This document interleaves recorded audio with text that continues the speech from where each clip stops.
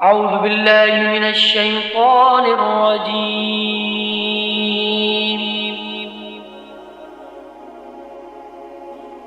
بسم الله الرحمن الرحيم.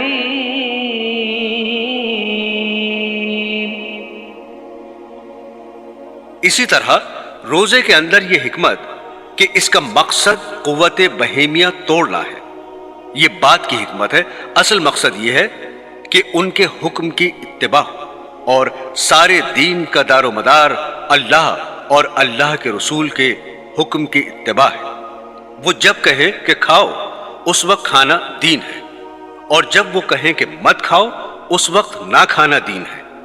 اللہ تعالیٰ نے اپنی اطاعت اور اپنی اتباع کا عجیب نظام بنایا ہے کہ سارا دن تو روزہ رکھنے کا حکم دیا اور اس پر بڑا اجر و ثواب رکھا، لیکن ادھر آفتاب غروب ہوا، ادھر یہ حکم آ گیا کہ اب جلدی افطار کرو، کیونکہ بلا وجہ افطار میں تاخیر کرنا مکروہ اور ناپسندیدہ ہے۔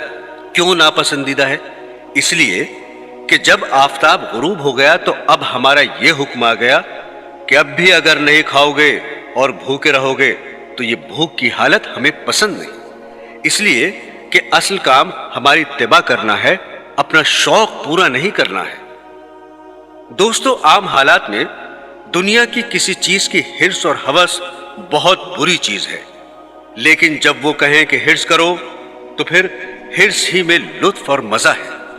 کسی نے کیا خوب کہا ہے، جب سلطان دین یہ چاہ رہے ہیں کہ میں حرص اور طمع کروں تو پھر قناعت کے سر پر خاک، پھر قناعت میں مزہ نہیں ہے، پھر تو طمع اور حرص میں مزہ ہے۔ یہ افطار میں جلدی کرنے کا حکم اسی وجہ سے ہے۔ غروب آفتاب سے پہلے تو یہ حکم تھا، ایک ذرہ بھی اگر منہ میں چلا گیا تو گناہ بھی لازم اور کفارہ بھی لازم۔ مثلا 7 بجے آفتاب غروب ہو رہا تھا، اب اگر کسی شخص نے 6:59 پر ایک چنے کا دانہ کھا لیا، اب بتائیے کہ روزے میں کتنی کمی آئی؟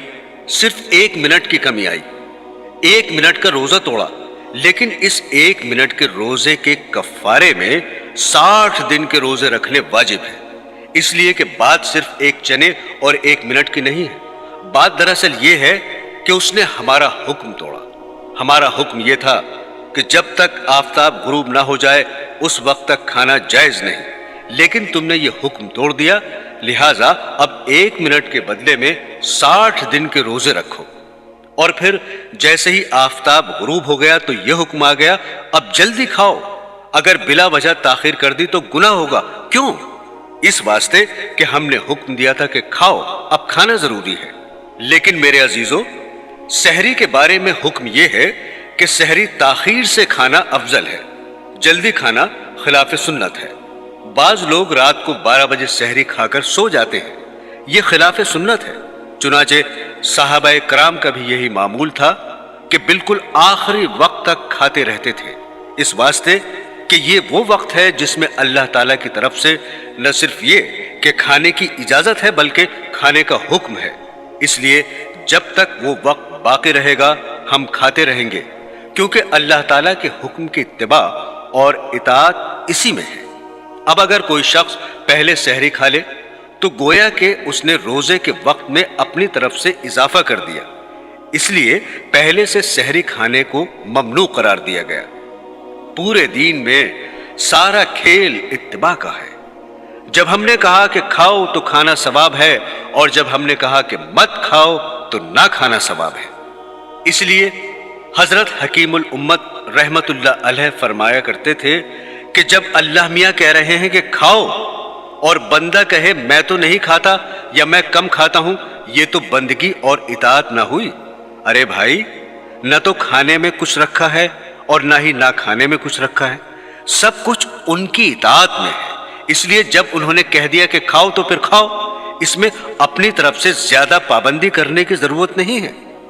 نبی کریم صلی اللہ علیہ وسلم کا ارشاد ہے کہ ہمارے اور اہل کتاب یعنی یہود و نصارہ کے روزے میں سحری کھانے سے فرق ہوتا ہے کہ وہ سحری نہیں کھاتے۔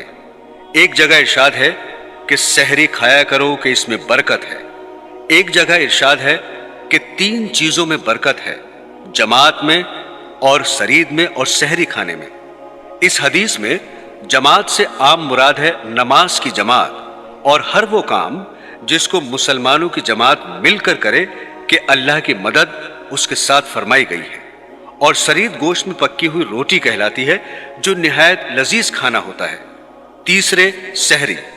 نبی کریم صلی اللہ علیہ وسلم جب کسی صحابی کو اپنے ساتھ سحر کھلانے کے لیے بلاتے تو ارشاد فرماتے کہ آؤ برکت کا کھانا کھا لو۔ ایک اور حدیث میں ارشاد ہے کہ سحری کھا کر روزے پر قوت حاصل کرو اور دوپہر کو سو کر آخر شب کے اٹھنے پر مدد چاہا کرو۔ برادران اسلام، اہتمام کرنے کی چیز یہ ہے کہ جب روزہ رکھ لیا تو اب اپنے آپ کو گناہوں سے بچاؤ، آنکھوں کو بچاؤ، کانوں کو بچاؤ، زبانوں کو بچاؤ۔ ایک رمضان کے موقع پر ایک بزرگ دین نے فرمایا کہ میں ایک ایسی بات کہتا ہوں جو کوئی اور نہیں کہے گا، وہ یہ کہ اپنے نفس کو اس طرح بہلاؤ اور اس سے عہد کر لو کہ 1 مہینہ بغیر گناہ کے گزار لو۔ جب یہ 1 مہینہ گزر جائے تو پھر تیرا جو جی چاہے کرنا۔ چنانچہ فرماتے ہیں کہ اللہ تعالیٰ کی رحمت سے امید ہے کہ جب یہ 1 مہینہ بغیر گناہ کے گزر جائے گا تو پھر اللہ تعالیٰ خود اس کے دل میں گناہ چھوڑنے کا داعیہ پیدا فرما دیں گے۔ لیکن یہ عہد کر لو کہ یہ اللہ کا مہینہ آ رہا ہے، یہ عبادت کا مہینہ ہے، یہ تقوی پیدا کرنے کا مہینہ ہے، ہم اس میں گناہ نہیں کریں گے، اور ہر شخص اپنے گریبان میں منہ ڈال کر دیکھے کہ وہ کن گناہوں میں مبتلا ہے، پھر ان سب کے بارے میں یہ عہد کر لے کہ میں ان میں مبتلا نہیں ہوں گا۔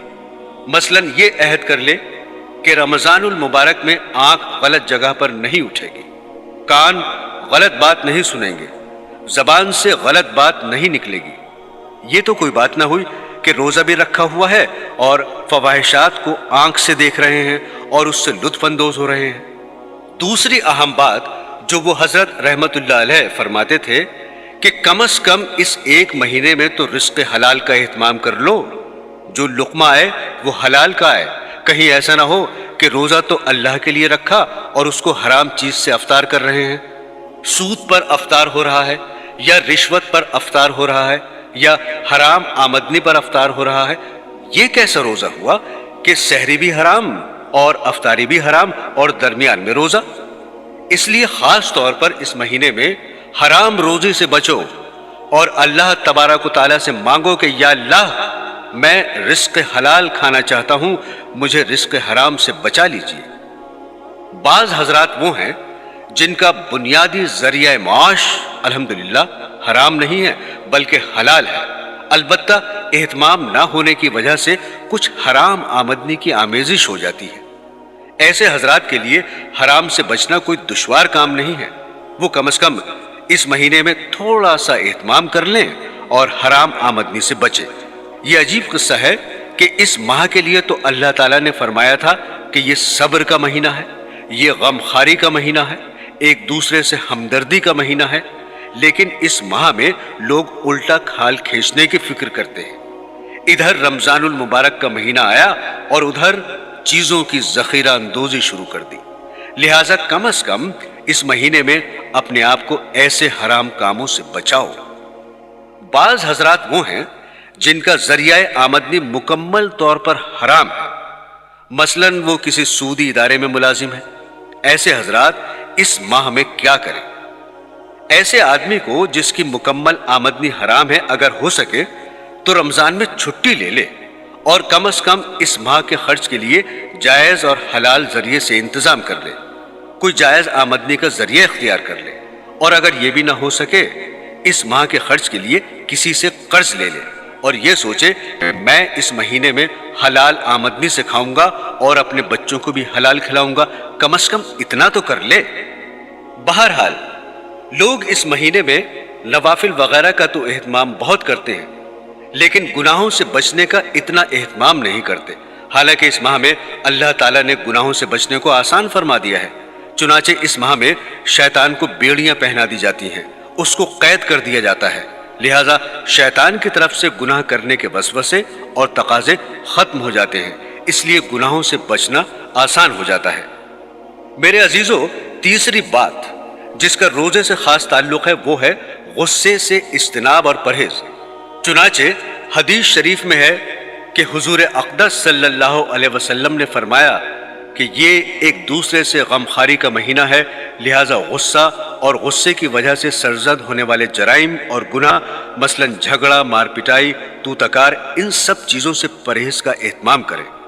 حدیث شریف میں حضور اقدس صلی اللہ علیہ وسلم نے یہاں تک فرما دیا ہے کہ اگر کوئی شخص تم سے جہالت اور لڑائی کی بات کرے تو تم کہہ دو کہ میرا روزہ ہے، میں لڑنے کے لیے تیار نہیں، نہ زبان سے لڑنے کے لیے تیار ہوں اور نہ ہاتھ سے، اس سے پرہیز کریں۔ یہ سب بنیادی کام ہے۔ برادران اسلام، جہاں تک عبادات کا تعلق ہے، تمام مسلمان ماشاءاللہ جانتے ہی ہیں کہ روزہ رکھنا، تراویح پڑھنا ضروری ہے، اور تلاوت قرآن کو چونکہ اس مہینے سے خاص مناسبت ہے، چنانچہ حضور نبی کریم صلی اللہ علیہ وسلم رمضان کے مہینے میں حضرت جبرائیل علیہ السلام کے ساتھ پورے قرآن کریم کا دور فرمایا کرتے تھے۔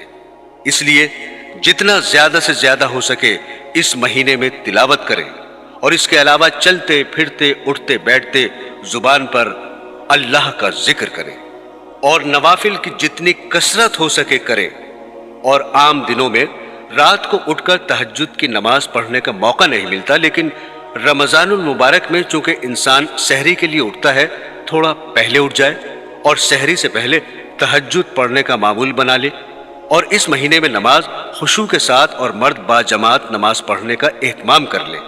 یہ سب کام تو اس ماہ میں کرنے ہی چاہیے، یہ رمضان المبارک کی خصوصیات میں سے ہیں، لیکن ان سب چیزوں سے زیادہ اہم گناہوں سے بچنے کی فکر ہے۔ اللہ تعالی ہم سب کو ان باتوں پر عمل کرنے کی توفیق عطا فرمائے، اور رمضان المبارک کے انوار و برکات سے صحیح طور پر مستفید ہونے کی توفیق عطا فرمائے۔ آمین ثم آمین۔